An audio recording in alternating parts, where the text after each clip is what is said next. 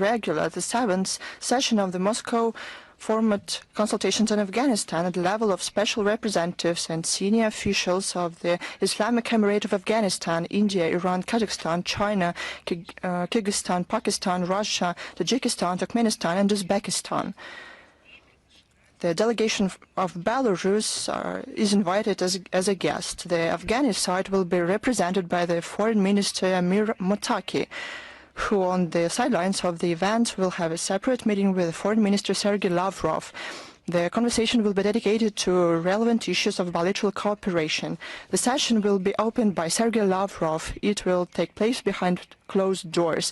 The attention will be given to the facilitation of Afghani national settlement and expansion of practical interaction of the countries of the region with Kabul in political, economic, counter-terrorist and anti-drug regions. A joint statement is to be adopted following the event. On October the 9th in Dushanbe, Sergei Lavrov will participate in a regular session of the Council of Ministers of CIS countries. In 2025, the Republic of Tajikistan is presiding. The foreign ministers will talk about preliminary outcomes of the activities of the organization this year and outline the key tracks of their work moving forward. Special attention will be given to expansion of ties of the Commonwealth with other associations. They will exchange opinions on relevant regional and international issues. We expect the decisions aimed at strengthening foreign political coordination, strengthening of cooperation in cultural and humanitarian and law enforcement spheres, improvement of legal and contractual framework of the Commonwealth. The ministers will approve the plan of multi-level ministerial consultations within CIS for 2026. Majority of the documents endorsed there will be given to further review to the Council of Heads of State to the CIS and Council of Heads of Government to the CIS. The Kiev regime continues terror attacks against civilians and civil facilities of Russia. Over the last week, 156 people were affected, including 17 died, including 3 children. 139 were wounded, including 11 underage children. I'll give you some facts. The Belgorod region on September 26, following the drone attacks in the village of Maslovo Pristin, the village of Rzhavets and the town of Shebekino, 6 civilians were wounded. The very same day, a missile attacked the center of Belgorod. 6 people were wounded, including a 17-year-old girl and 2 teenage boys of 17 and 18 years old. On September 28, the villages of Novostroyevka Первая and Repekhovka saw the killing of 2 civilians following a FPV drone attack. September 28th, Belgorod was targeted twice by the HIMARS Amalres. And according to the videos available in the Ukrainian social networks, they were deployed in the residential area of Kharkov.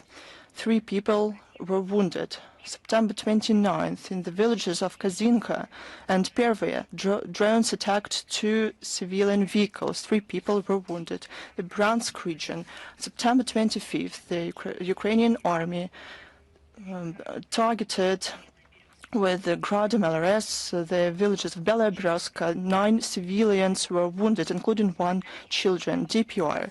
September 28th, following the shelling the town of Selidovo,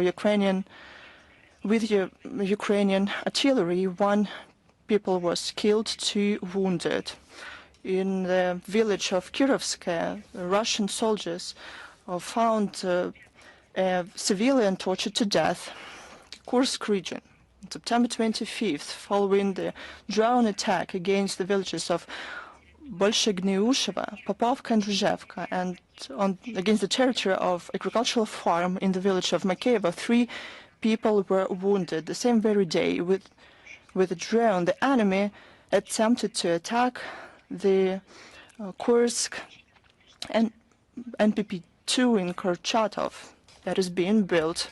One of the facilities was significantly damaged. On September 27th, an FPV drone wounded a 63-year-old man, Moscow region. On the night of September 29th, the debris of a Ukrainian drone caused a fire in a private house. A 76-year-old woman and her 6-year-old grandchildren were there. Unfortunately, they died in the Kherson region. On October the 1st, the head of the Council of Deputies of the city of Novaya Kakhovka, Vladimir Leontiev, was killed following an attack of a Ukrainian drone. Now I'll tell you about the verdicts of the Russian courts. For crimes in the Kursk region against civilians and Russian soldiers, long sentences were given to Ukrainian soldiers. Vladimir Lugovoy, Andrei Chekmir, 17 years in prison. Andrei Zabolotny, Evgeny Valuev, Bogdan Gorb, 16 years. Dmitry Zhavoronkov, Vladimir Kavinsky, Alexander Shiyanov, 15 years in prison. For military crimes against civilians and DPR in January 2025, 22 years in prison were given to Nikolai Malyshev. 14 years in prison in their absentia were given to foreign mercenaries Mikhail Polodashvili, Georgia, Stephen Doyle Presley and Patrick Caldwell, the US, Alexander Sharonov, Belarus, Julia Jasmine Schiff, Italy. All of them are wanted internationally.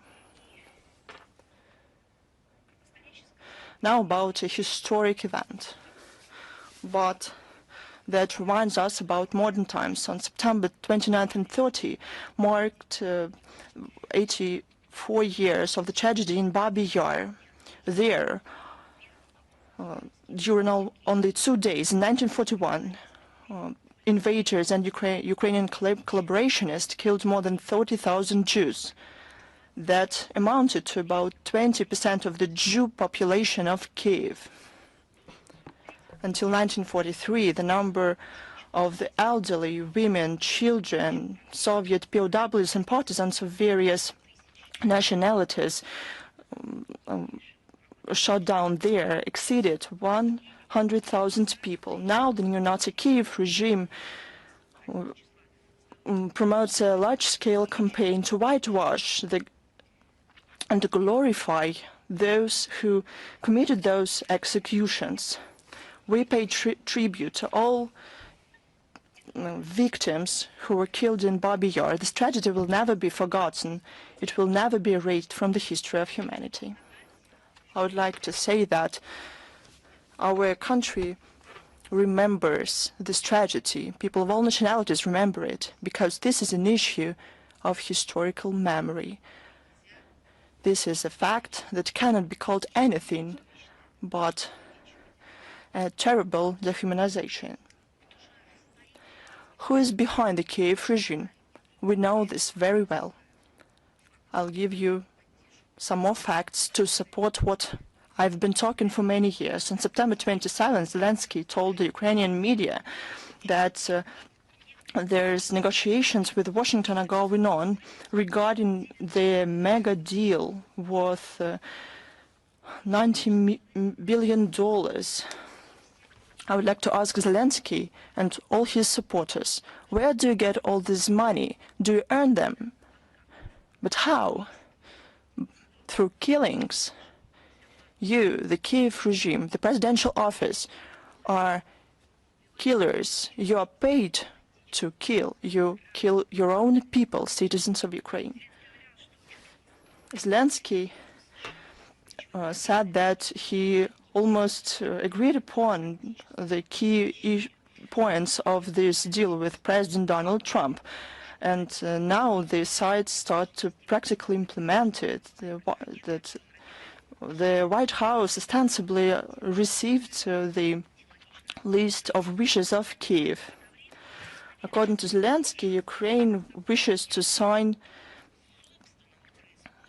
an agreement to supply the US of Ukrainian drones worth $10 billion. But I would like to ask, but what for? So that these drones are supplied back to Ukraine? The head of the Kiev regime boasted that Patriot complex has been used by the Ukrainian army for 1 month, and they expect 2 similar systems this autumn. This is not the first time we hear about that. We heard that from the Kiev regime. We heard statements from the officials in Israel. We would like them to agree upon the official version.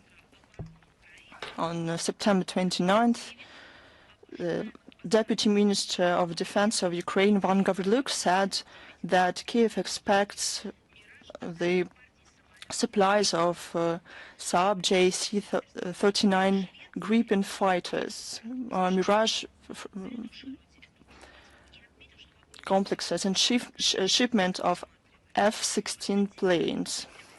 However, the press secretary of the Defense Ministry of Sweden said that this is only under consideration. On September 29th, the Defense Minister of Germany at the Security Forum in Warsaw said that Berlin spent 9 billion euros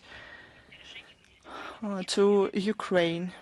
On September 30, the head of the European Commission, Ursula von der Leyen, said there's a decision to give a loan to Ukraine worth 2 billion euros to produce drones. This is no news. The trend has become stronger over the recent years. They show that all their rant about peace are of no value. That's what they do in reality. That's what they want. This testifies that Zelensky and his Western sponsors lack political will for peaceful settlement of the conflict. No matter what peace-loving statements they make, it is clear that they pursue the policy to continue the conscious escalation of the armed confrontation with Russia. We took note of the participation of a Japanese historian in the celebrations dedicated to the 3rd years of the reunification between Russia and Donbas and Novorossiya. Given that on September the 30th, there was the 3rd anniversary of the reunification between Russia and Donbas and Novorossiya, we saw that a Japanese historical specialist and publicist Takeyuki Tanaki participated in the celebrations. We are happy that the deafening silence regarding the tragedy in Donbas is broken by such few but independent researchers. We are grateful, sincerely, to Takeyuki Tanaki for his honest work and for the fact that he cares.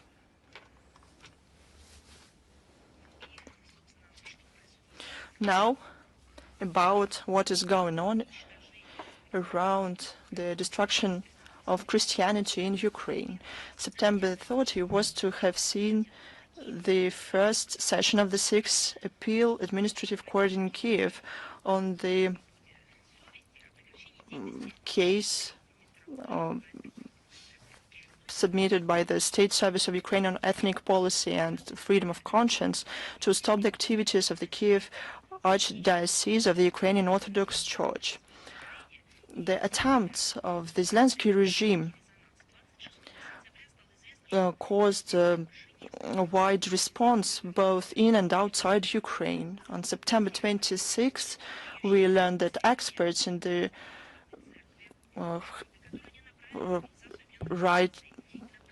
human rights organization International Justice for All documented systematic and outrageous persecution of the Ukrainian Orthodox Church, and in a complaint that they sent to the UN back in February 11th, 2025,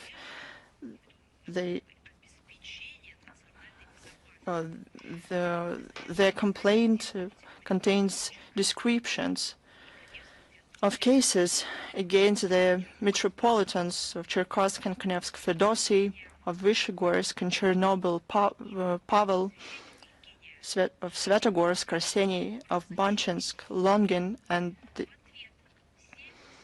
Evgeny Koshelnik, journalists and human rights defenders.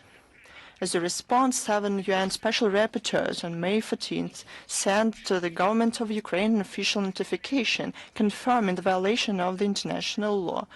They reminded that the freedom of religion is an absolute and inalienable right, even during an armed conflict.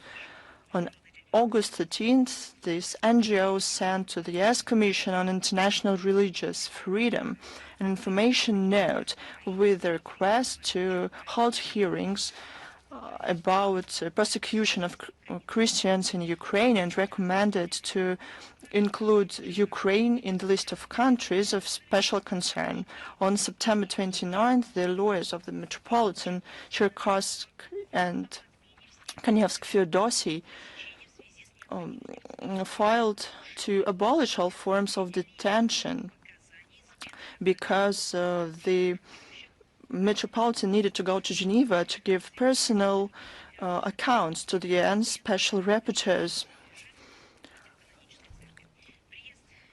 The visit of the Metropolitan to Geneva is scheduled to early October during the 60th session of the UN HRC.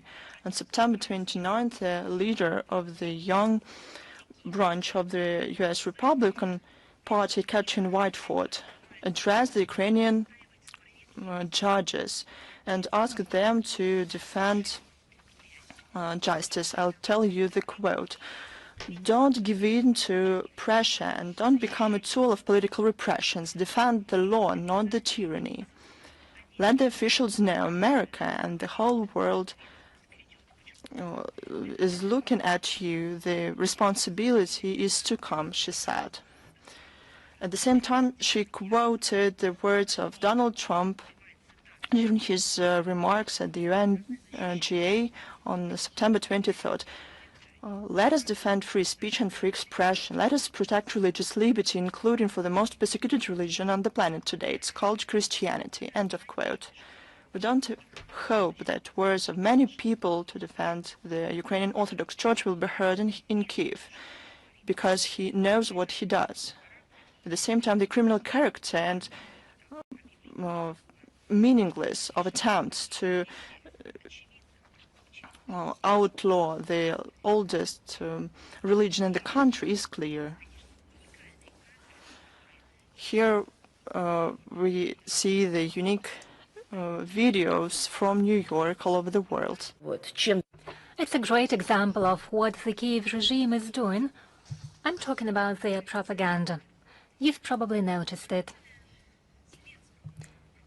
The propaganda television of Ukraine, controlled by Zelensky, showed allegedly pictures from the UN General Assembly hall, with many people in the hall listening to the words of their leader. Well, you've seen it. You've seen Zelensky speak, and indeed, those are real records of him speaking at the 80th session of the UN General Assembly in New York. And these very pictures in Ukraine were accompanied by pictures of allegedly multiple delegates listening to Zelensky. The problem is the hall was half empty in reality, And those are the realities of modern time. We see broadcast in Ukraine on the website of the United Nations organizations. And along with this broadcast, we see statements by heads of delegations on the websites of the ministries. Not everyone is present in the halls. There are note takers. There are those who listen to the statements in their official representatives or even in their countries. That's the world of today.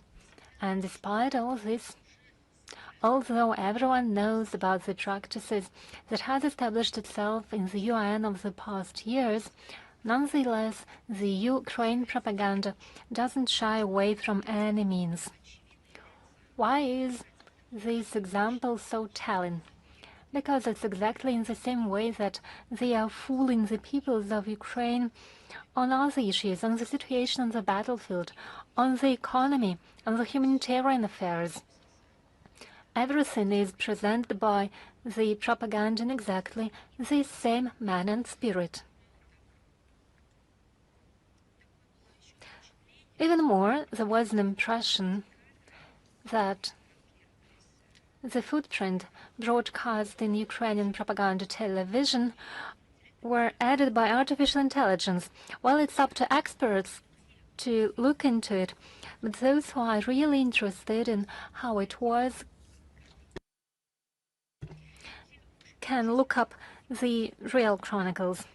All these facts and many facts we're going to present today confirm that the tasks regarding the identification and demilitarization of Ukraine remain relevant, and these tasks will be achieved. Now, as to the children's issue, which the Bankova Street so loves to talk about. On the 29th of September, in the so-called Security Forum, which is a farce because there is no security in Ukraine, Zelensky spoke about the children stolen in Russia. He said how hard it was to find dozens of thousands of minors who, according to Zelensky, are illegally concealed or hidden by Russia. Yes, indeed, it's hard to find a black cat in a black room, particularly if it isn't there. Zelensky should have informed the audience about repressive methods of his criminal regime instead, who fight minors when their personal data is added on the extremist website called Mirotvorets. Recently, the names of minor children emerged on this website. 13 minors are now targets for elimination by the Kiev regime. The youngest of them is 9 years old. Russia is doing everything to make sure the separated children reunite with their families. This mechanism of reunification has long ago been established and is working successfully. Zelensky can't but know it, as there are direct contacts of Russian officials in charge with the Ukrainian side. Today's results look the following way. 115 minors were reunified with their families in Ukraine and in third countries, and 28 children returned to Russia. I would like to remind you that during the second round of negotiations in Istanbul on the 2nd of June, the delegation of Ukraine handed over to us the list of 339 children. 339 children. It's not thousands, it's not dozens of thousands of children, it's not millions of children, it's just 339 names.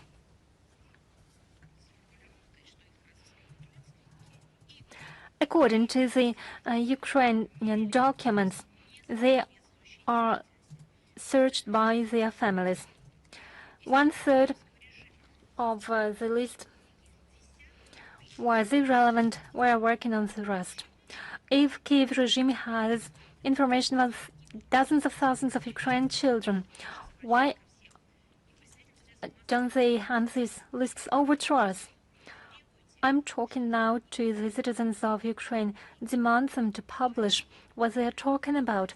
They publish the personal data on children.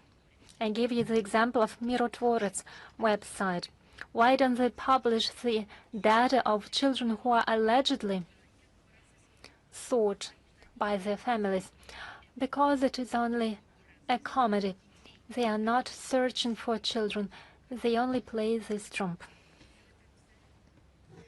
It is nothing but lie what Zelensky is talking about. What's most terrible, he knows full well about it. In his statement in Warsaw, he said publicly that such a list of children, he doesn't possess such a list of children at this stage. Why? Because this list is only to be drawn up. Have you ever heard anything of the sort?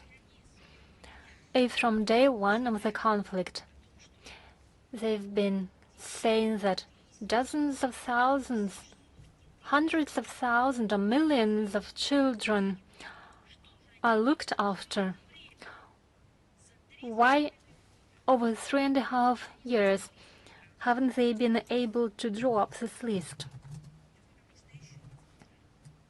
I'll reiterate, it's because there are no thousands, dozens of thousands, hundreds of thousands or millions of some children lost in Ukraine. If it's due to the actions of the Kiev regime, they haven't been recorded or haven't been registered, then the Kiev regime has to report to Ukrainians why it is not performing its obligations in the social field, why the Ministry of Interior is not working, and it shouldn't be blamed on other countries.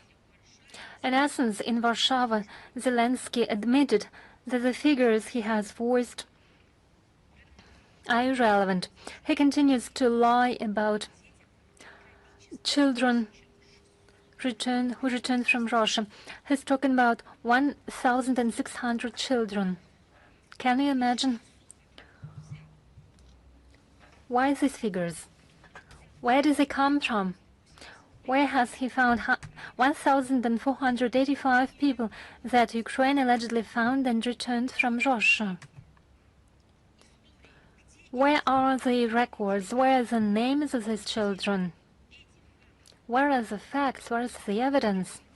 Each and every case of reunification of children with their families is verified if it happens through the existing channels, including by international mediators. And it's not possible to bring out of the countries such an amount of children without the knowledge of Russian authorities. Our authorities know nothing about 1,500 of minors. It is just another shameless invention. Probably these children existed, but probably they were not in Russia. Then Zelensky should speak the entire truth. Probably they were in the countries of the European Union, in the NATO countries in Western Europe. There have been reports, public reports, about the children who really are, about the many Ukrainian children who were unrecorded or lost or brought out of Ukraine and left in the countries of Western Europe. So they should say the entire truth, that 1,500 minors were returned to Ukraine from NATO countries. They should say how they were returned. These figures, I'm talking about the number of Ukrainian children lost in the territories of Western Europe, are available to Western human rights defenders. They were openly available, and they emerged on the specific websites. Exactly the same figures of the number of children who were separated from their children in the NATO countries were available to Ukrainian human rights defenders. Why? Because from Ukraine, entire orphan houses are brought out from Ukraine to Western Europe. And Zelensky didn't say anything about it. But we'll add that these children are brought out of Ukraine with the assistance of the spouse by Mr. Zelensky, but nobody speaks about it, neither him nor her. They do so deliberately. Except for us, that we deal with another campaign staged by Kiev with the support of the West. They disseminate anti-Russian narratives on the children issue. They created an entire coalition to return Ukrainian children, and another gathering took place on the 23rd of September in New York during the high-level week of the 80th session of the General Assembly. Sound people have long ago realized that these gatherings have nothing in common with the real care for children and simply discredit their participants. The issues related to children are emotional and sensitive, so the Zelensky regime just exploits these issues, and the real problems of Ukraine are not what they care about.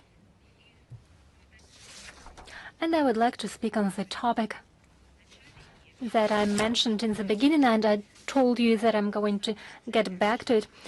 On the 30th of September, the citizen population of Donbas expressed their rejection to the Russophobic politics of the Kiev regime, the neo-Nazi regime that came to power as a result of coup d'etat and for 8 years waged a real war of elimination against their own citizens, calling them non-humans or subhumans. I don't want even to repeat it, but I have to. I'm forced to record it for history. The population in these regions took over the responsibility for their future and determined their future in full compliance with the UN Charter and the fundamental principles of international law. Today, in the new Russian regions, despite the difficult military-political environment in the area of the special military operation, peaceful life is being restored. Yes, it happens differently. Yes, it's not easy. Yes, it happens with pain, with sorrow. Thanks to heroic deeds by the population. I'm talking about civilians, but nonetheless, the peaceful life has been restored. There have been created favorable conditions for investors. A free economic zone was established with a special legal regime for effective implementation of investment projects. In order to facilitate international trade in the ports of Mariupol and Berdyansk, we intend to open control points checkpoints through the state border. Donbas and Novorossiya have vast industrial potential. There are great industrial plants for coal production and processing, for metallurgy, machine construction, and energy plants, pharmaceutical and chemical and food production plants. The Ministry of Foreign Affairs contributes to the enhancement of contacts between foreign investors with these regions. On the 22nd of September, agreements on trade and economic cooperation were signed between the Donetsk and Lugansk People's Republics, Zaporozhye and Kherson Oblasts with the Republic of Nicaragua. These agreements open a path for establishment of cooperation in the real field, including direct ties between economic operators, and it will help them provide support for the development of cooperation.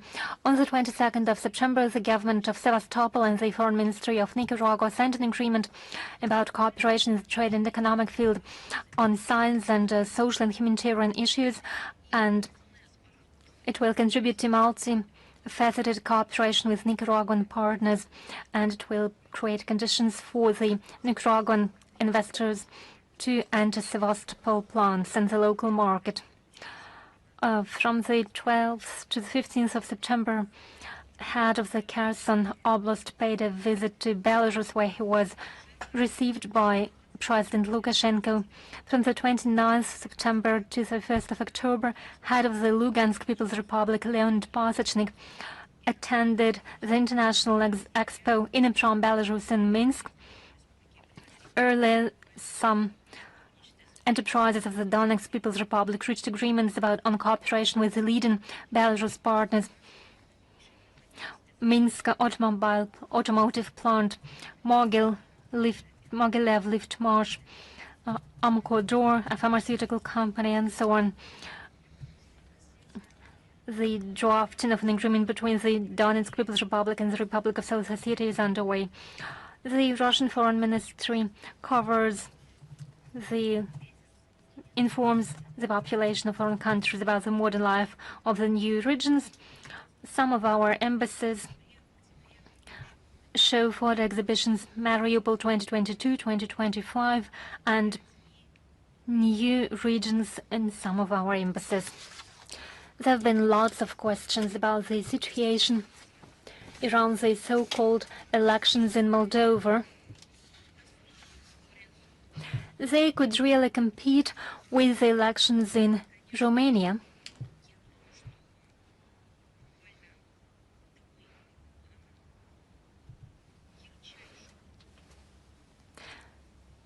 It is a good occasion to think about where manipulation with democracy can lead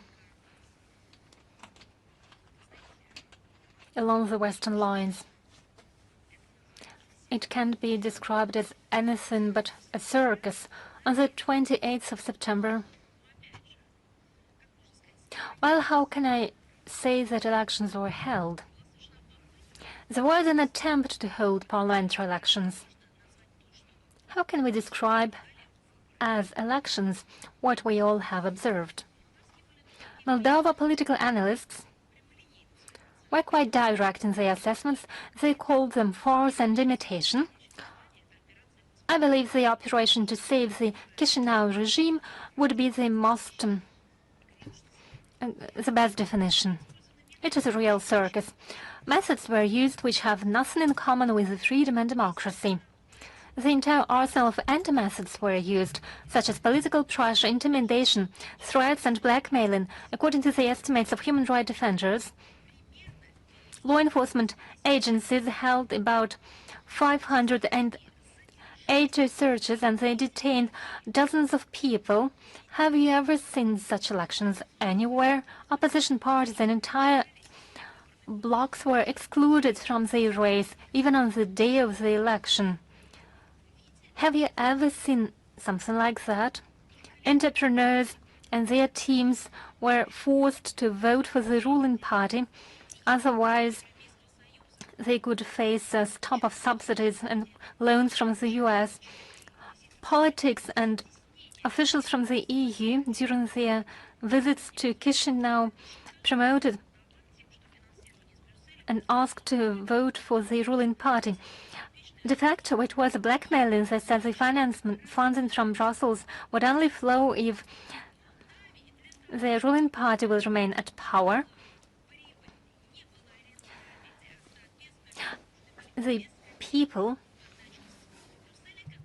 need this money from Brussels, which in turn dictates its political will to it.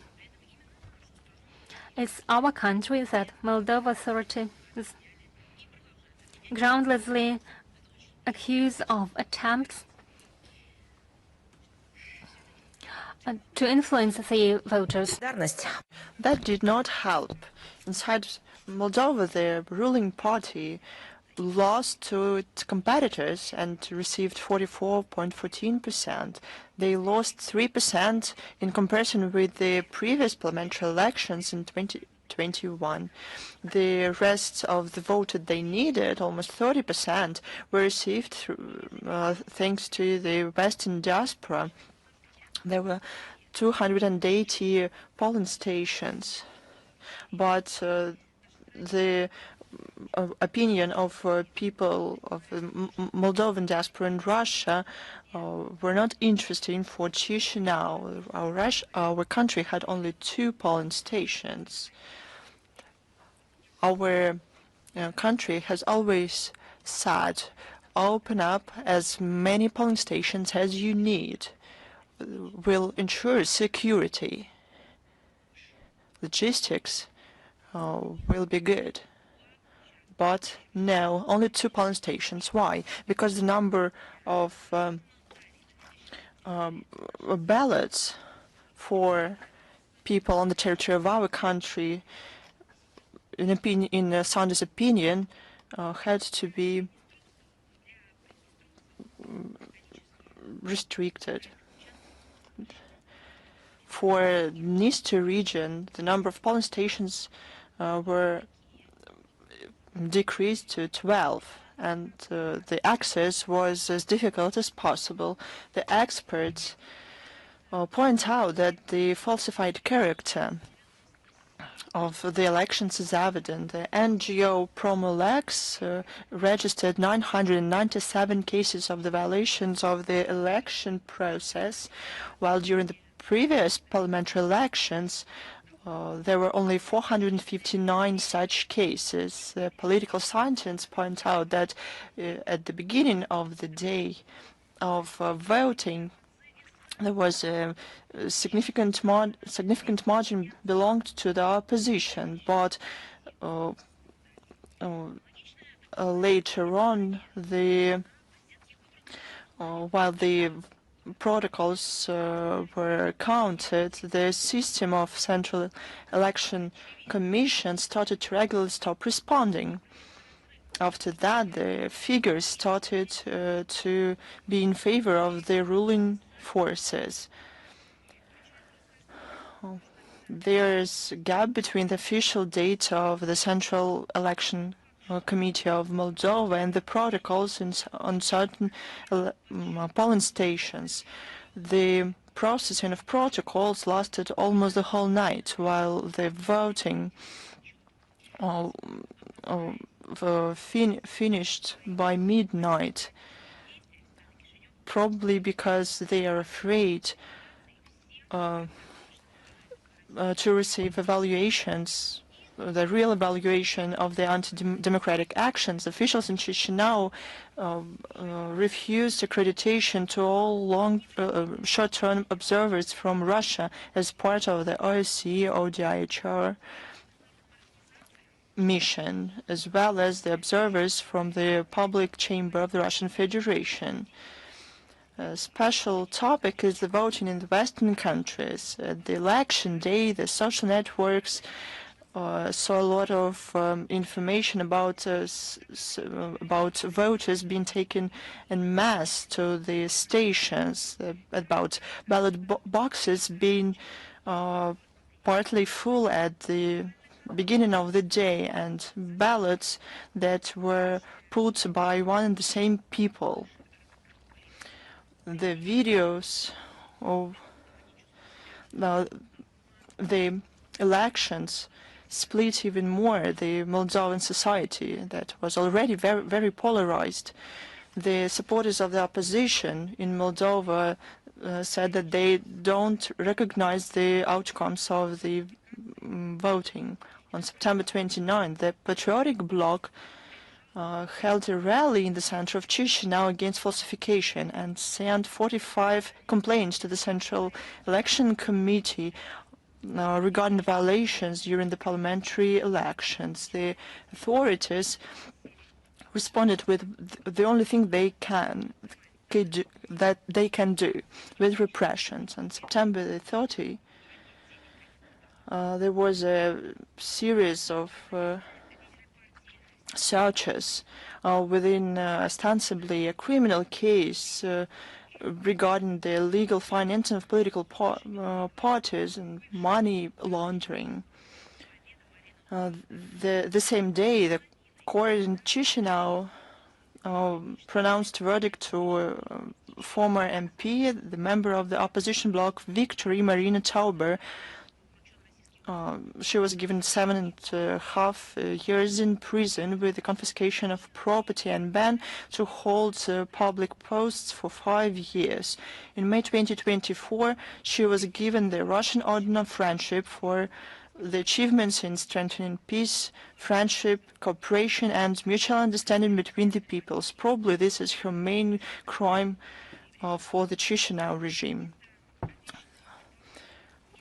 instead of the liberty and democracy that were promised, and instead of the economic as they promised well-being, the Republic is plunged more and more into poverty, into terrible times of the Middle-Aged Inquisition, and turn into a colony of the West. Amid this, we're concerned seriously about the fate of ordinary Moldovans who became hostages in their own country of the anti-national policy of the pro-Western elites that usurped the power, and the West masters who conduct elaborate neo-colonial experiments in Moldova.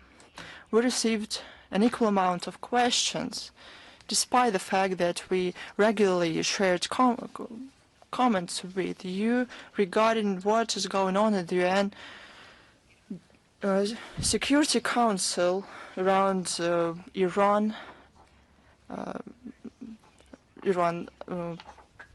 action program and so on. We prepared a full answer to some of your questions. We can see how the leading media started to promote aggressively in the public space the UN restrictions on Iran, that they were abolished within the resolution 2231. In terms of the Western propaganda,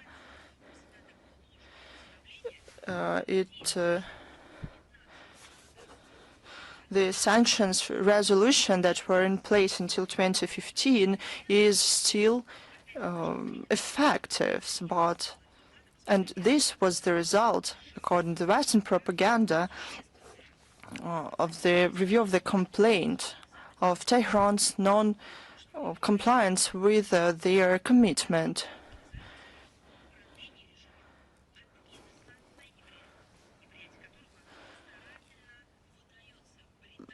Great Britain, Germany, France, and the US that are behind them quote this as the reason to restore the sanctions. But amid all this hysteria that we see in the Western media, and it shows that those who are behind it understand that their position is legally flawed. The Secretariat put information on the website about the restoration of sanctions against Iran. This is one more example how the Secretariat acts in violation of international law and goes beyond their mandate. The Security Council did not make any decisions that give the Secretariat to give judgments regarding such serious issues. Everyone knows that Great Britain, Germany, and France, and I'm not about the train car where we saw drugs on a white handkerchief. They don't have legal grounds for the restoration.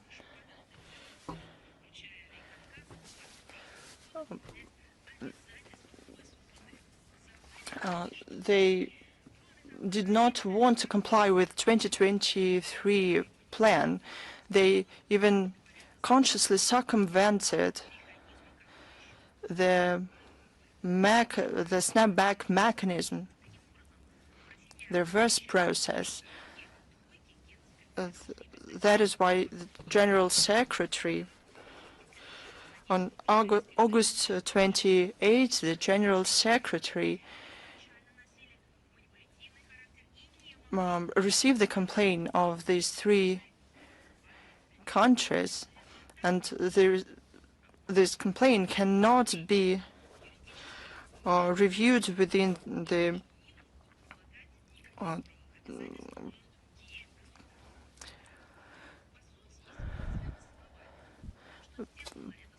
topic.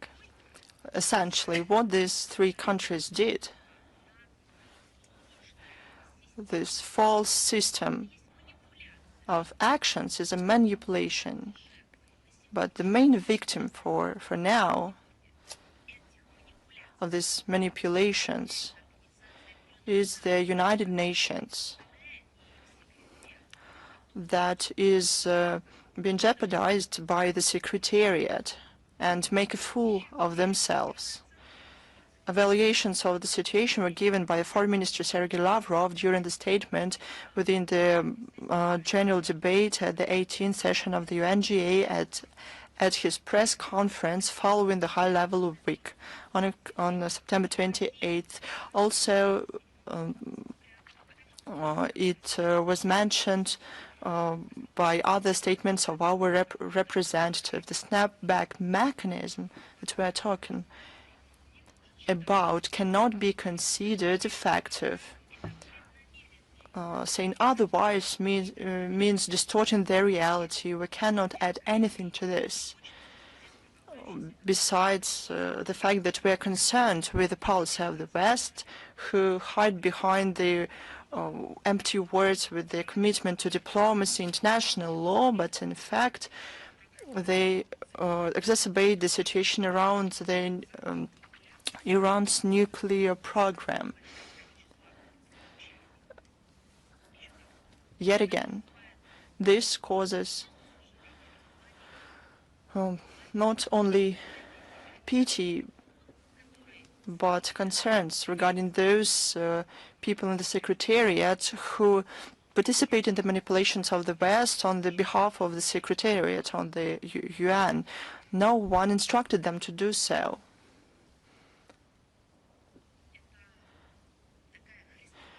This is a textbook example. I think it will be found in books later on, and all this manipulative aspiration of the Western countries to do as they want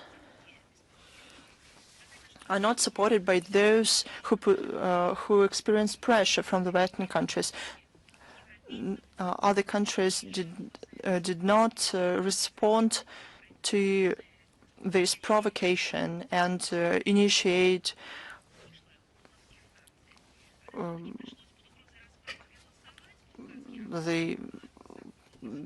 this at the UN. Those who opposed the prolongation of the sanctions regime could not explain why they want this.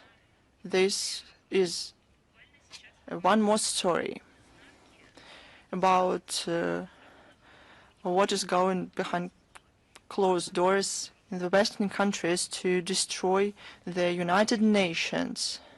All of this deserves a strong condemnation.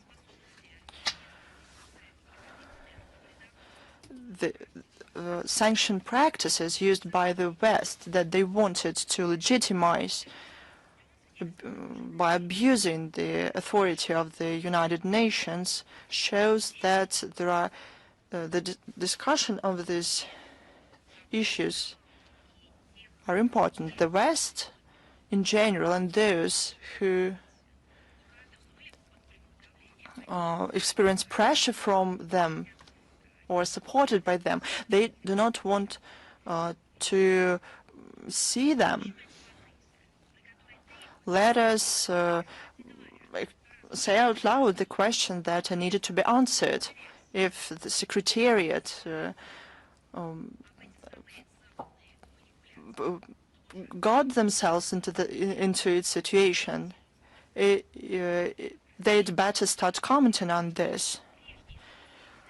Why do we have to restore the sanctions if the aims were reached long ago? This is documented by the IAEA. Even more, I'll remind you the words of high-level statements, for example, the president, that there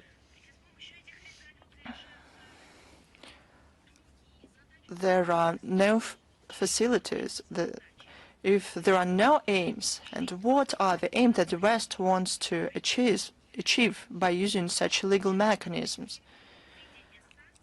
Is it admissible to introduce sanctions for an unlimited period of time? I think it's a very good question, especially when we remember that over many years the West have been doing around North Korea. That means that against one country can experience two contradictory policies.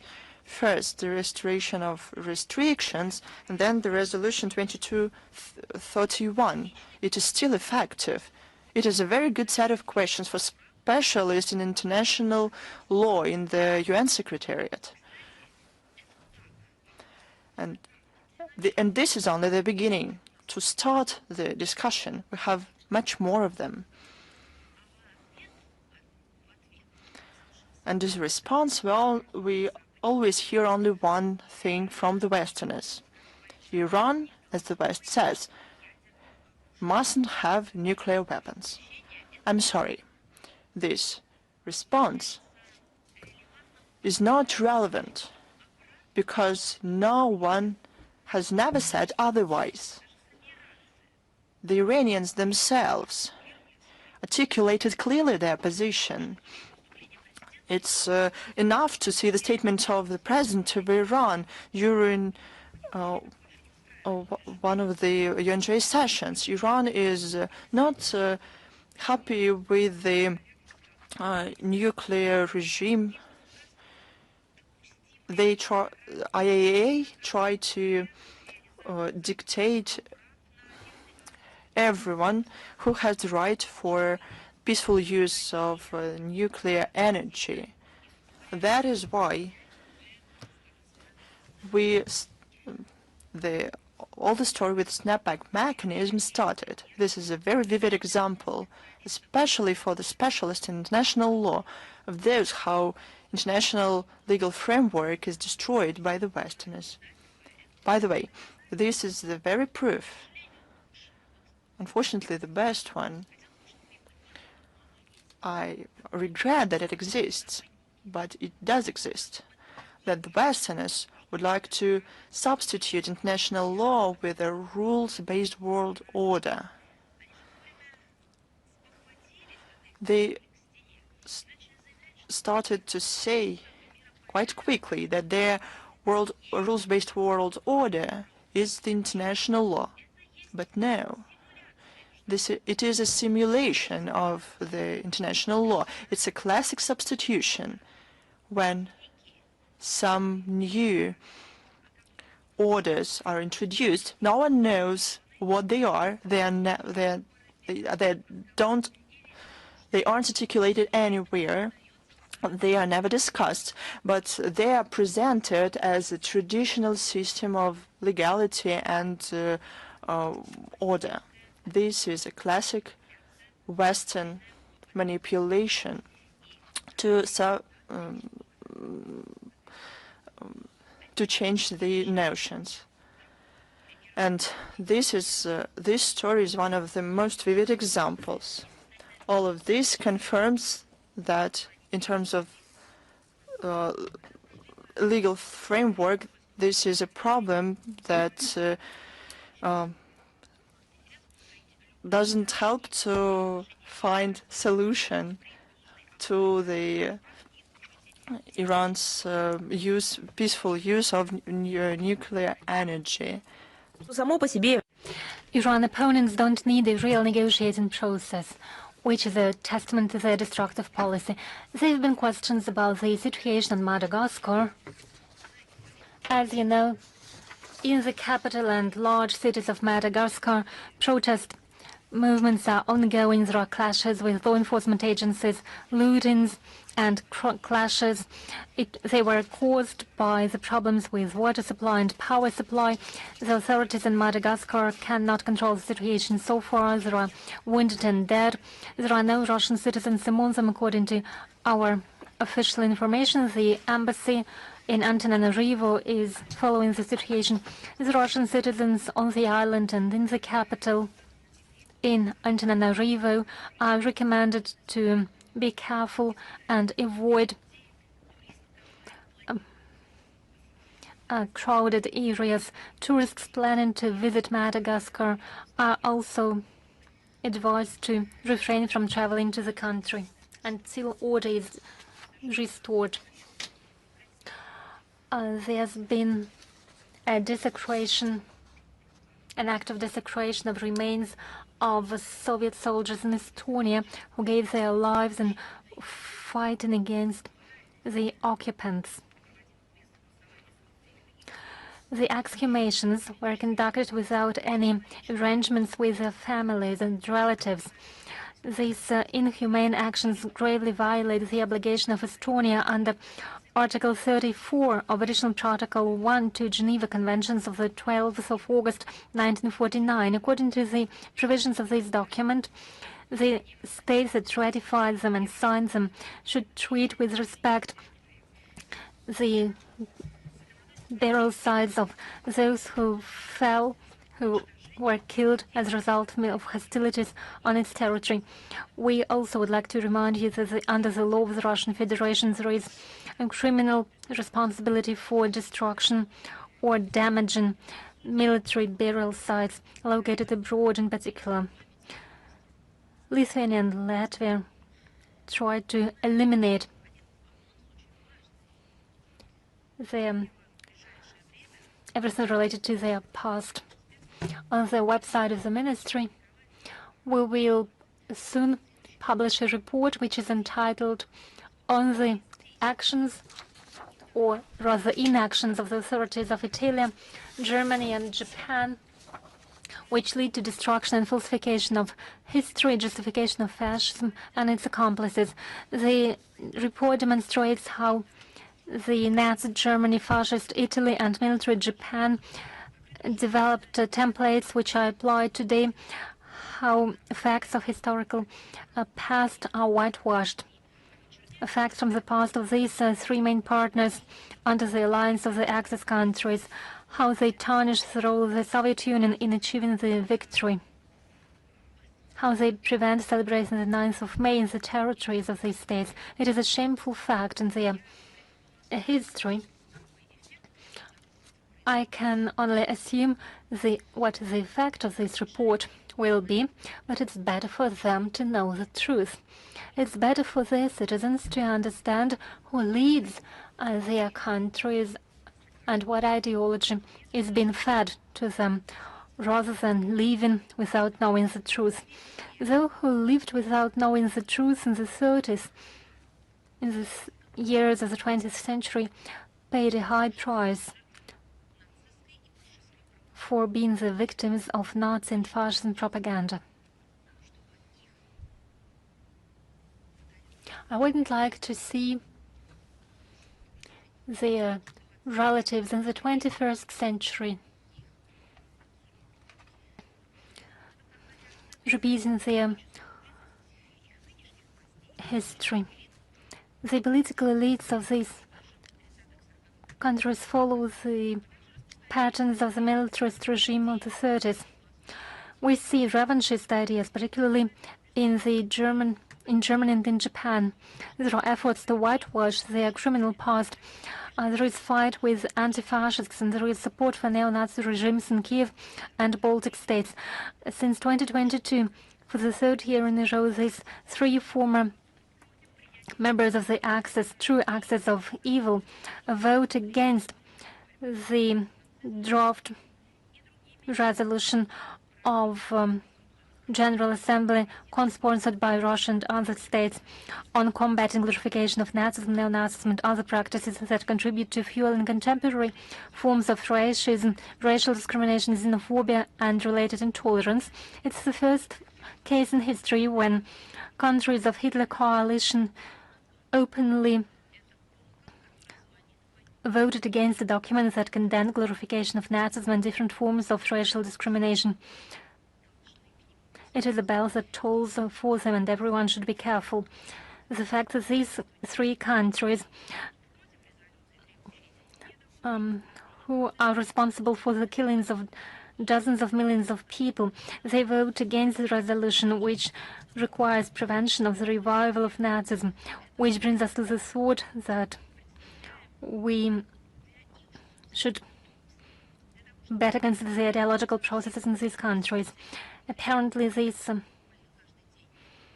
countries don't want to listen to us, although we repeat it from day to day, and they apparently decided to ignore the obligations that they took over as they became members of the UN.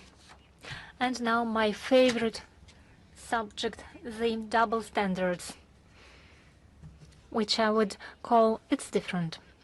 We all remember there have been concerns in the Western Europe, and first and foremost in France, by the laws against foreign agents that were developed in our country in response to the actions taken by the West and US, which were aimed against the Russian Federation. There was hysteria in France that you can't even imagine. All sorts of things were said and published about us several years ago, that we departed allegedly from the liberties and freedoms, that we invented something new, and that nothing of the sort could happen to them because such a terrible thing allegedly could only happen in our country. Let me emphasize, in our country, the legislation about foreign agents was developed in response to what we saw since 2022, the legal arbitrariness against the citizens of Russia, Russian public figures and journalists. When the United States applied their legislation that was developed in the later 30s of the past century. Now we are in 2025. Dear friends, I don't know whether you are going to be glad or sad. Probably you'll find it funny. From the 1st of October 2025, that is from yesterday, in France, there will be a public digital register where data about French citizens and French entities should be posted, which are engaged in promoting the interests of a foreign state. And since January 2026, those who are included in the register should 4 times a year report about the activities and fill in the documents about how they influence the decision makers. Applause to the LEC Palace. As far as we understand, this instrument was developed in accordance with the law adopted in 2024 about prevention of foreign interference, which is aimed at, I quote, prevention of external influence on the public opinion in the country, end of quote. Apparently it was, its prototype was the U.S. Foreign Agents Registration Act of 1938.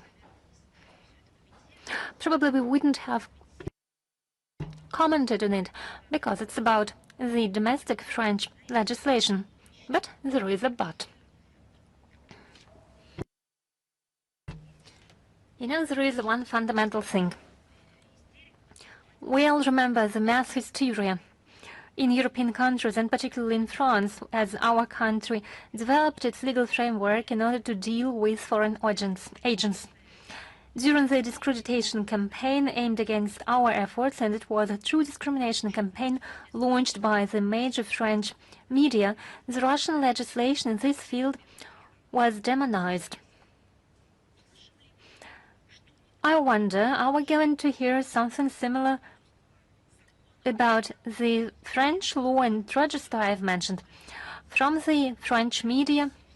And I'll do everything in my power to remind the French public opinion how the Russian laws adopted in response to the use of laws on foreign agencies applied against us, and in which French media they were criticized.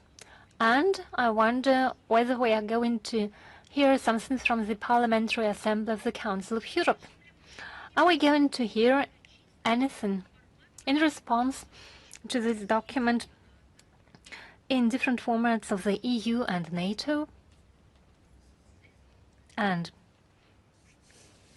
third, we all remember how the Ministry of Foreign Affairs of France and the Élysée Palace in social networks pointed to every aspect of life of our civil society. Are they going to write something about themselves?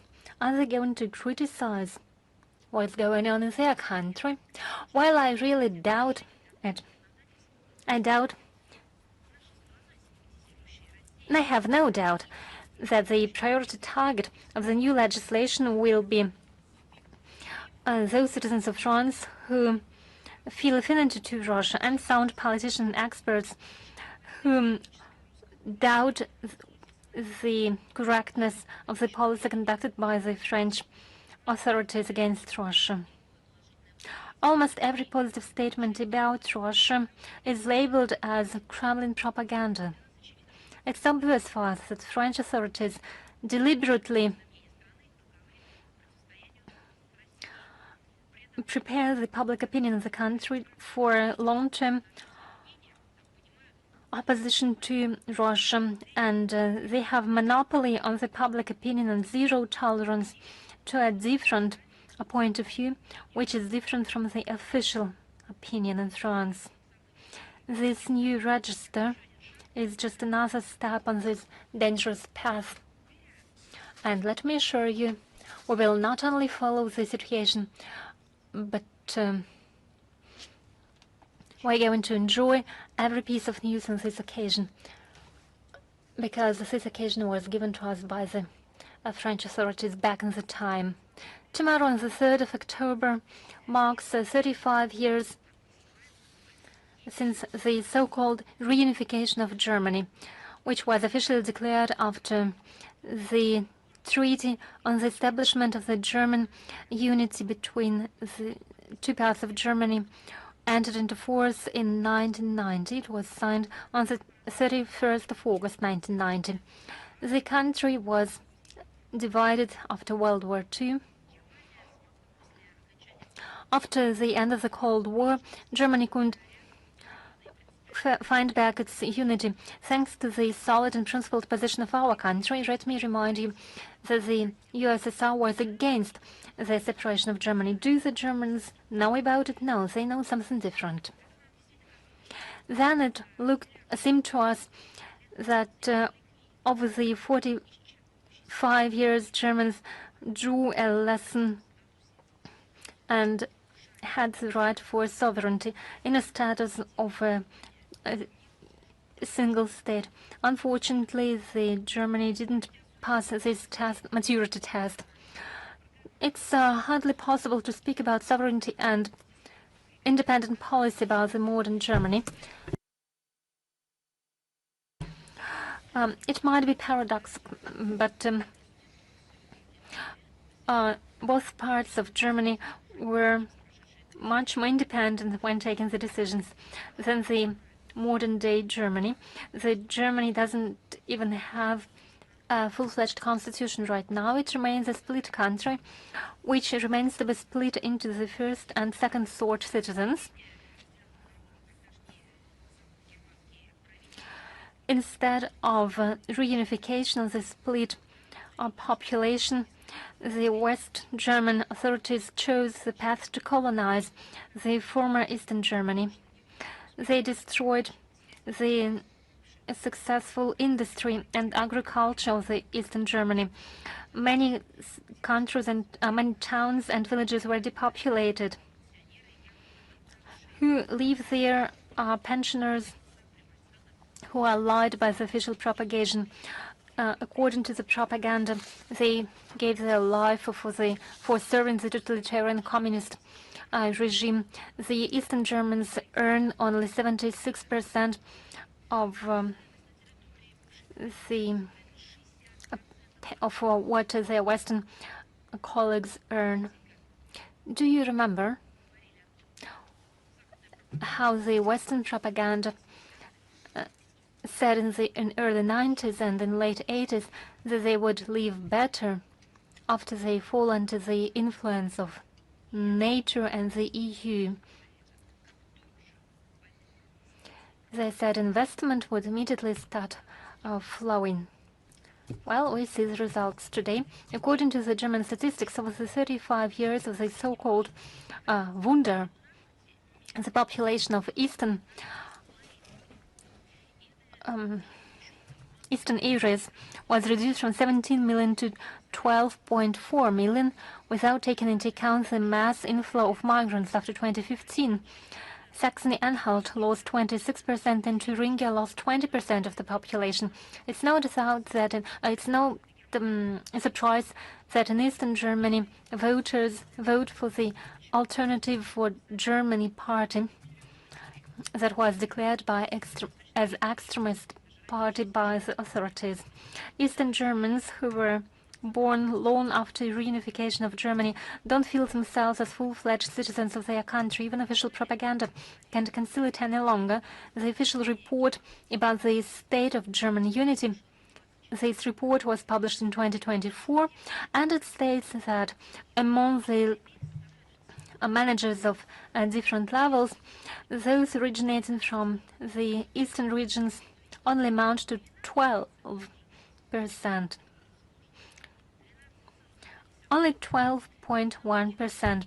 In science, the figure is even lower, 8.3%, and in economy, it's a shameful figure of 4.5%. And among the commander of the Bundeswehr, the amount equals 0. That's what I call reunification. Prime Minister of Saxony, Michael Kretschmer, lamented that among the soldiers there are mostly those who originate from the east, while the most profitable orders are placed in the Western industrial plants. In this backdrop, the constant attempts of Germans to teach other countries and peoples how they should live look absurd.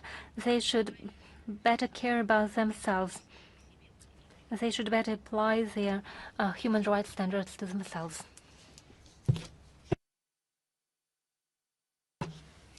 Another good anniversary, 25 years ago, 25 years ago, the Declaration on Strategic Partnership was signed between the Republic of India and Russia. It was a milestone in the development of relations between Moscow and New Delhi, based on mutual respect, trust, and equal account for the interests of each other and the wish to promote a united, non-confrontation agenda. Since then, we have reached the level of a special privileged strategic partnership. This year, we celebrate the 15 years anniversary of this strategic partnership. We have a dynamically developing trade and economic cooperation, close cultural and humanitarian ties, and mutual support in international arena. We have no doubt that time-tested friendship between Russia and India will strengthen and further on contribute to a prosperity of two states and contributing to the stability in Asia and in the world. We received questions regarding the parade. It's an internal event. Nevertheless, on September the 20th, Belgrade saw a military parade titled "The Power of Unity," dedicated to the Day of Serbian Unity. We see it as a demonstration of determination and the ability of Serbia to defend the sovereign territorial integrity. Russia is prepared to continue with facilitating defense capabilities of the country.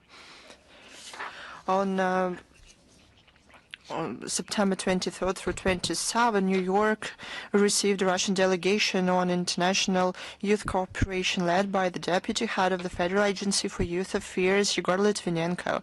The delegation was consisted from the representatives of relevant departments of the Foreign Ministry of Russia, as well as the Council of Young Diplomats, the Russian movement, the movement of the First, and the Association of Volunteer Centers. During the statements at the plenary and the working sessions of the session of high level dedicated to the 30 years of World Program of Action for Youth, Russian delegates shared best practices in youth politics. On the sidelines, there were bilateral meetings with the delegations of Burkina Faso, Venezuela, China, Kuwait, Saudi Arabia, Turkey, Uzbekistan as the leadership of permanent missions of Armenia, India, and Kazakhstan to the UN. Russia actively reinforces the efforts to provide humanitarian aid to African countries, even through the international organizations. The key channel is the World Food Organization to follow up on the outcomes of the first Russia-Africa summit. In 2019, our country, every year since 2020, have been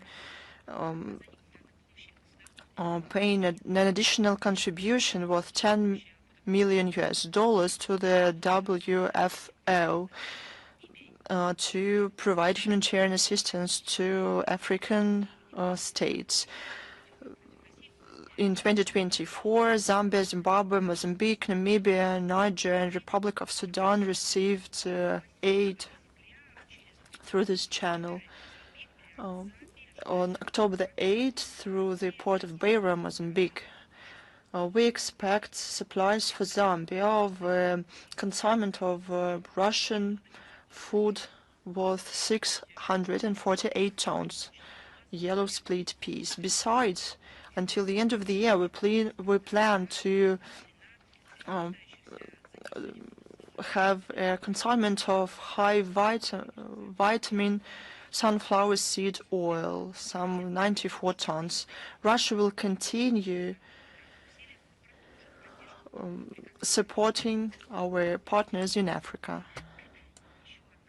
One more important topic. Within the 8th session of the Artek Child Camp, as well as dedicated to the 100th anniversary of the Center and the public diplomacy, a child program, BRICS World, the World of the Future, took place. It brought together more than 150 children from BRICS plus countries. The main aim is to establish a platform of a new format for cooperation and joint work of talented children and teenagers. The main event of the program is the creation of the Child Declaration of the World.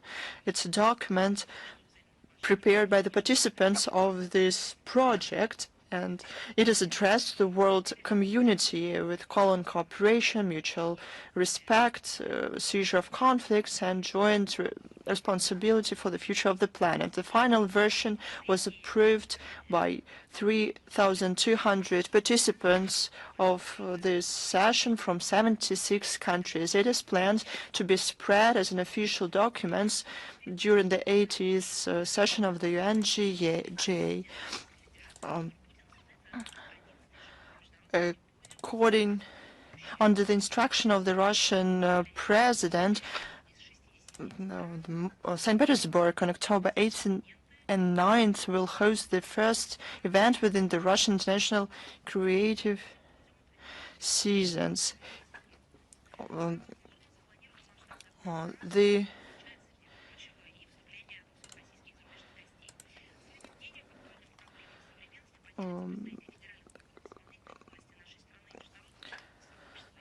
The symposium will be participated by representatives of federal bodies, international business community, and experts. The program is divided into 3 blocks: society, technology, and global cooperation. The latter is supported by the Foreign Ministry. This forum is a response to the issues and challenges of modern times from various spheres of life, and both public and political, that people in Russia and the countries of the global majority care about. In Russia, they see an alternative to neoliberal pseudo-values. They destroy national sovereignties, perennial foundations of great civilizations. I'm sure that the forum will help develop contacts and expert discussions on relevant issues for the future of the whole humanity. This event will be a meeting of like-minded people who want to build a more just world. There's one more announcement, useful for you in my opinion. This is an announcement of the International Conference on Creative Economy. St. Petersburg on October 8th and 9th will host the first event within the Russian International Creative Season, the International Conference on Creative Economy. It is organized by the Agency of Strategic Initiatives together with the administration of St. Petersburg and the Roscongress Foundation.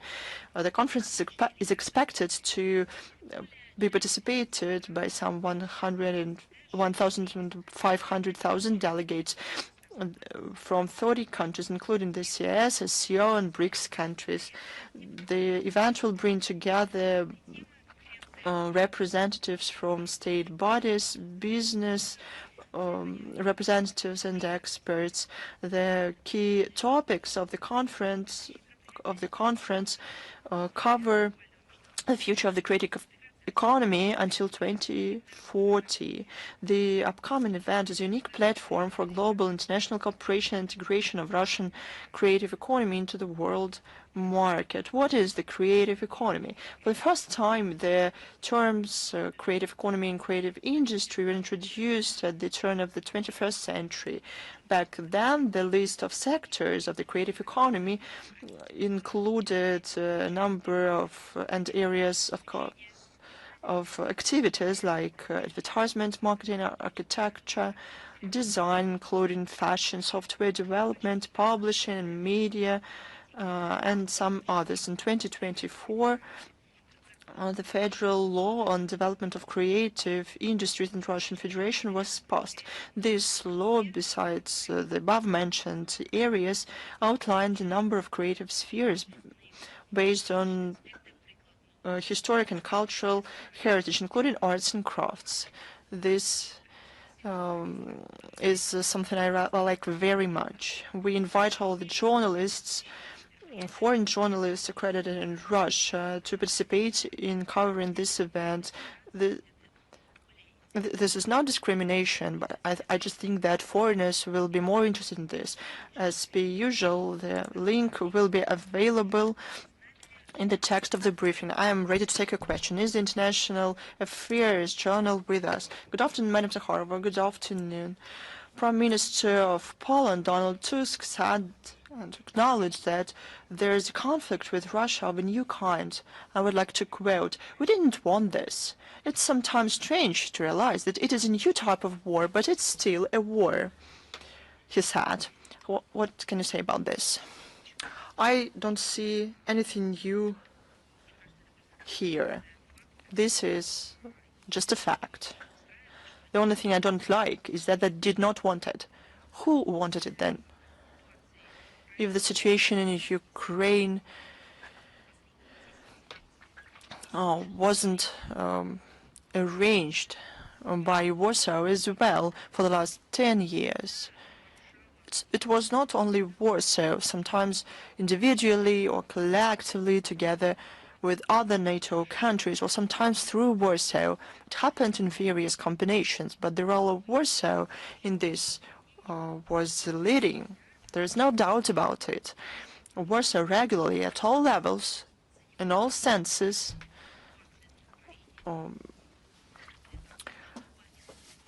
participated in the situation in Ukraine, so that this situation is exacerbated. I cannot agree that they did not want it. If they say this, they have to understand that they lie.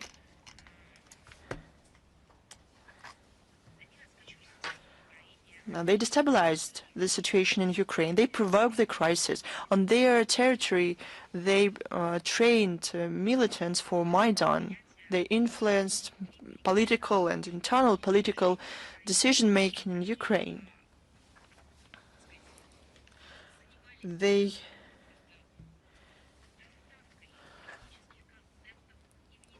provided political concepts and their implementation on the territory of Ukraine. They disregarded our concerns and warnings. They have financed and continue doing so. They finance, but how did he say, the hybrid war, the war of a new type? They provide armaments and weapons to Ukraine, turn the blind eye to participation of their mercenaries in hostilities.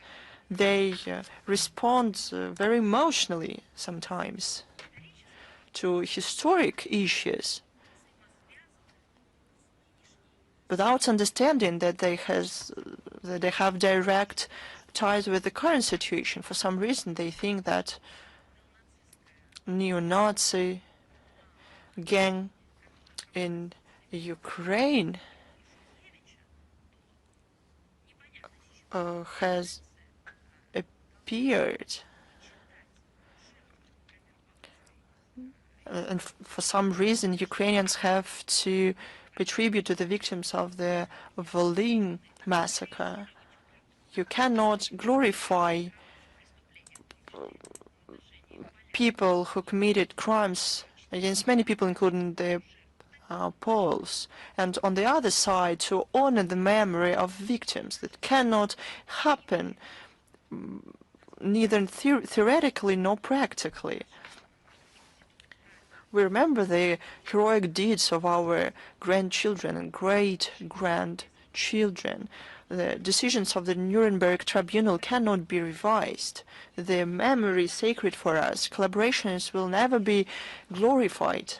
We proceed from these ideas. We honor the memory of victims. We preserve the memory of heroes. We do not try and glorify collaborationists. We held national courts against collaborationists, but it happened otherwise in Ukraine, and it was sponsored in many cases by Warsaw. But Warsaw cannot understand the origin of the hatred to historic facts in the Kiev regime. This dichotomy does not lead to anything good. This, by the way, shows the contradiction that the Prime Minister of Poland said when he said that they did not want war. But how come they did not want it? They had been preparing for it. They had provoked it. They thought it would went the other way. That is the fact. They thought that given all the circumstances, a very quick victory would be ensured. That's what we have to talk about. But they did want it. There is no doubt about it. Thank you very much. Thanks to you. Let us move on. Is Ria Novosti with us? Good afternoon, Madam Zakharova. If I may, we have two questions today. The first one. I'm sorry, Christina, I couldn't find my red jacket, but I can see it on you today. Yes, if you're not against it, I allowed myself to wear it today. So question 1. On September 22, Vladimir Putin promoted an initiative providing for the sides to continue complying with the restrictions under the New START treaty until after 2026. Is this an invitation to prolong the treaty? This is not really so. The Russian side did not want to find creative ways to partly prolong the New START treaty as a legally binding document. The treaty itself does not provide for an option to prolong it for the second time.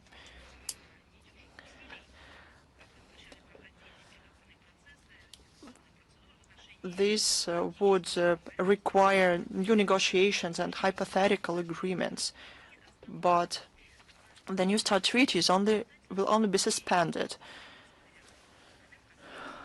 We enshrined it legally, and some issues have not been settled. To get rid of obstacles, we need more time and more solid foundation in relations between Russia and the US. We are early on in our normalization. These factors should be accounted for. But in the life cycle of the New START treaty will finish in February 2026. According to the reasons put forward by President of the Russian Federation, we propose acting beyond this framework of the treaty. We're talking only about preserving, after February 2026, those voluntary self-restrictions under which Russia acts even now. It is viable only under the condition that the US side will go on with status quo in this area and won't violate restrictions on the deterrent potentials. This would help both nuclear powers their responsibility in ensuring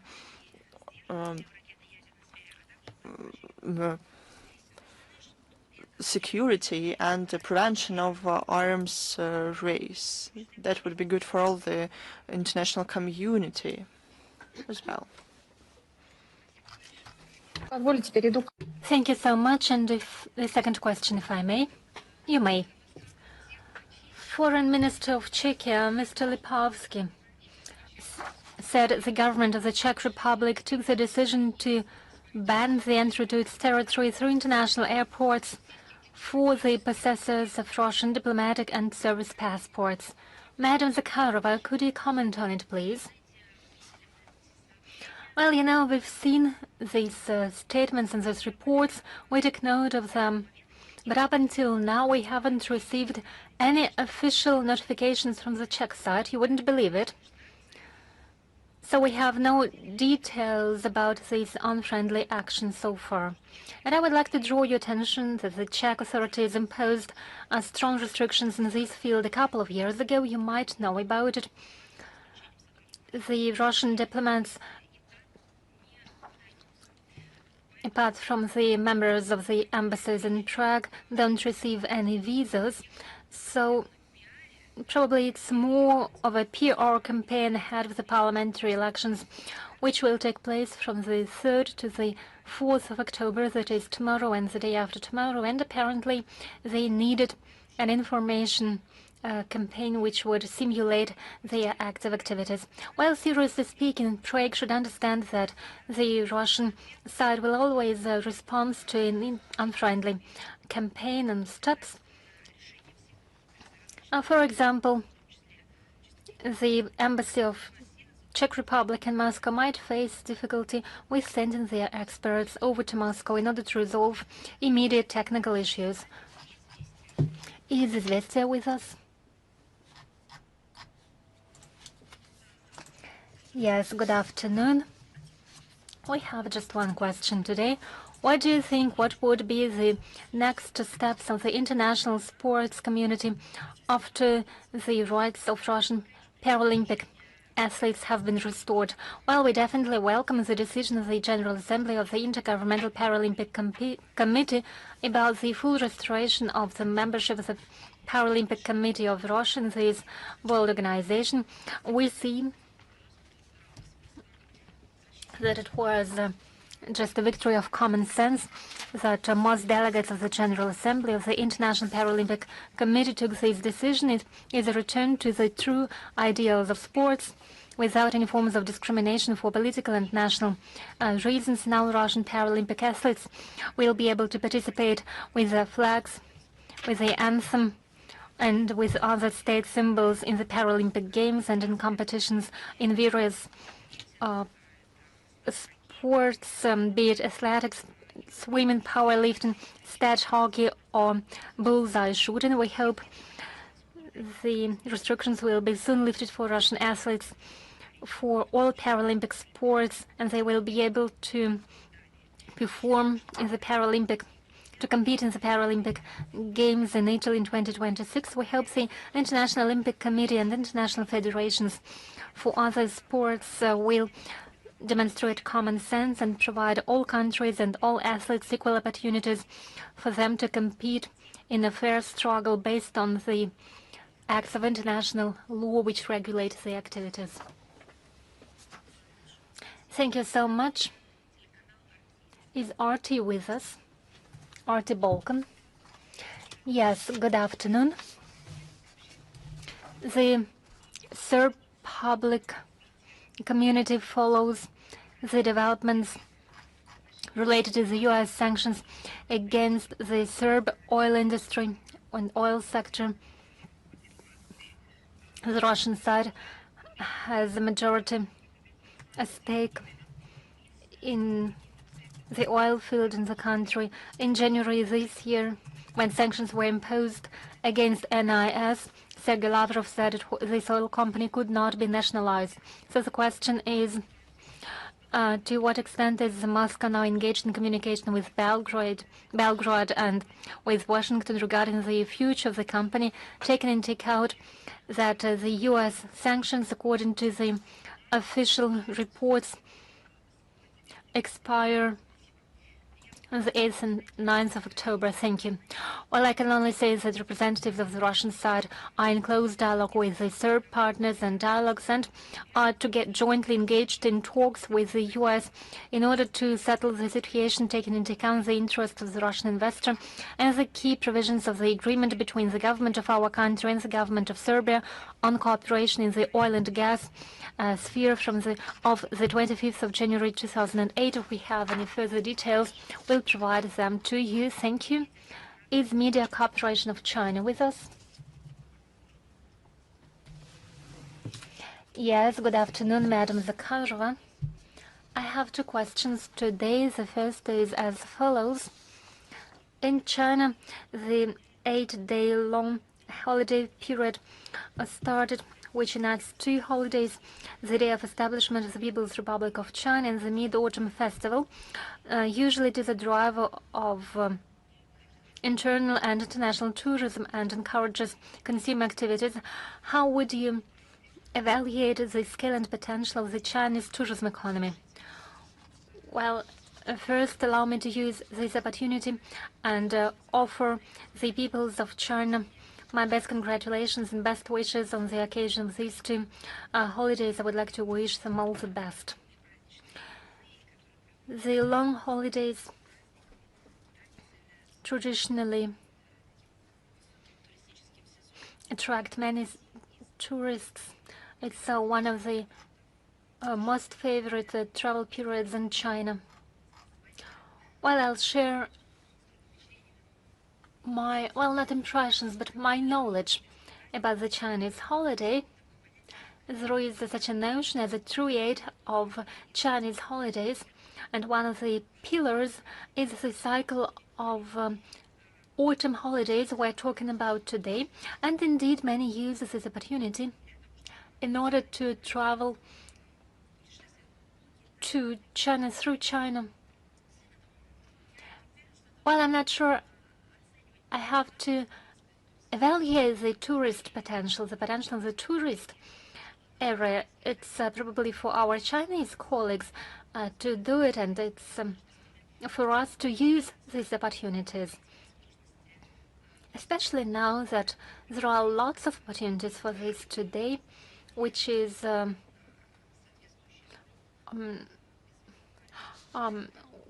to which only contributes the decision about the non-visa travel regime for our tourists in particular.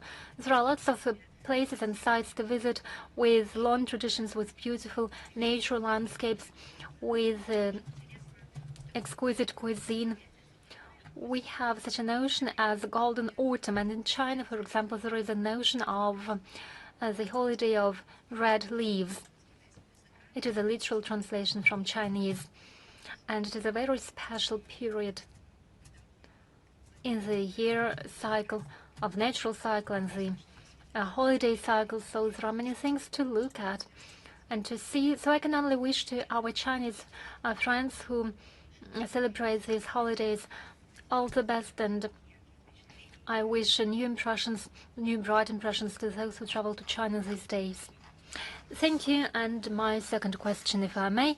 President of the US, Donald Trump, recently on the 29th of September said he was going to impose 100% import duty on non-US movies. In Truth Social, he said movie-making businesses have been stolen from the US by other countries, just like stealing candy from a baby.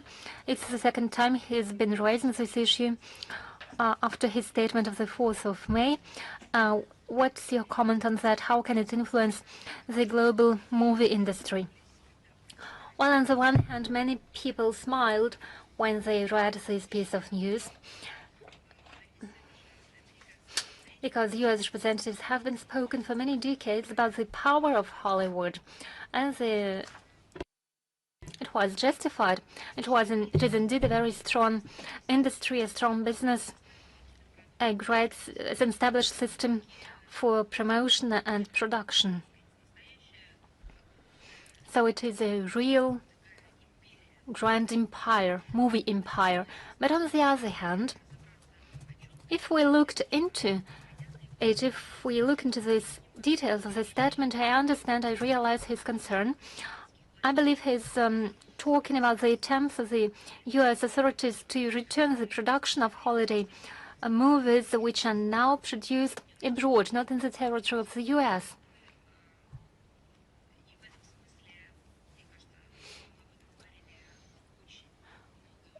I think a lot has been already said on this occasion. The ultra-liberal agenda destroys, erodes the US movie industry, but I think he's primarily talking about the production process, which was located outside the US. I think it's just another sphere where the incumbent US authorities want to make America great again. So I'm not sure there is something for me to comment on here. I only decipher the sense which I see in these statements. All the rest, let's leave it to the critics, to observers, to those, to the experts of the sphere, or just fans, for them to give their assessments to specific movies and the general state of the film industry. I can only add what is quite obvious. We've been talking about for a long time. The movie industry in the West and the culture on the whole, and certain arts in particular, were under the burden of the ultra-liberal agenda, the extremist ideology of LGBT with all additional letters. This distorted idea about the human rights, manipulation of census, promotion of political narratives which were favorable or attractive in terms of internal political situation in the US. A twisting with historical facts and presenting the false facts in the whole. Мы говорили о том, что это не приведет к развитию кинематографа, и не только кинематографа, но и в целом культуры, искусства, что это приведет к обратному, не только к кризису в этой сфере. Этот кризис станет отражением кризиса в обществе, кризиса в душах людей, в их сердцах.